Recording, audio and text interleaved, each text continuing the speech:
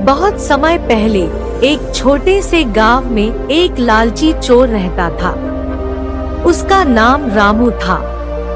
वह गरीब था, लेकिन उसकी लालच और अपराधी मानसिकता किसी को भी आश्चर्यचकित कर सकती थी। वह हमेशा अन्याय से लाभ उठाने की कोशिश करता था। एक दिन गांव में एक सदैव धार्मिक साधु आया। लोग उसके सत्संग में भाग लेने गए और अच्छे तरीके से उनका स्वागत किया। रामू भी सत्संग में पहुंचा, लेकिन उसका मन साधु के बातों में नहीं था। वह बस उसके आभूषणों और श्रीमंत दिखने के लिए था।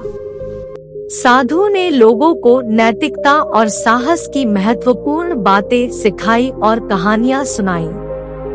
सभी लोग ध्यान से सुन रहे थे, लेकिन रामू की दृष्टि उसकी चोरी की दिशा में ही थी।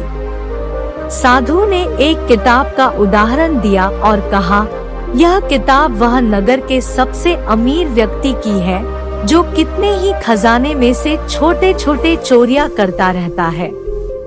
रामू ने यह सुनकर चुंबकित हो गया।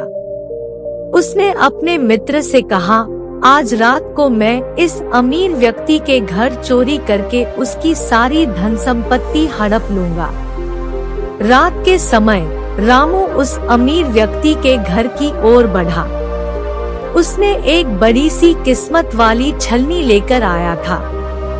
वह धीरे धीरे चोरी करते हुए घर के अंदर गया, लेकिन उसकी दृष्टि जितनी उस खजाने पर थी, उतनी ही साधु की बातों की ओर नहीं थी।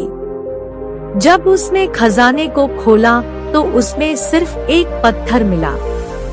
उस पर एक संदेश था, लालच की सजा। रामू शर्म से लाल हो गया। उसने अपनी लालची मानसिकता के बजाय उस समय की बजाय कि उसने साधु की सिखों को समझा, उसने अपने जीवन को नया मार्ग देने का मौका खो दिया। रामू ने इस घटना से सीख ली कि लालच की बजाय नैतिक मूल्यों का पालन करना और सच्चाई में विश्वास करना कितना महत्वपूर्ण होता है। उसने अपनी गलती से सीख ली और वह अब एक सजग और ईमानदार व्यक्ति बन गया। इस कहानी से हमें यह सीख मिलती है कि लालच कभी भी अच्छा नहीं होता और हमें हमेशा नैतिकता और सच्चाई का पालन करना चाहिए।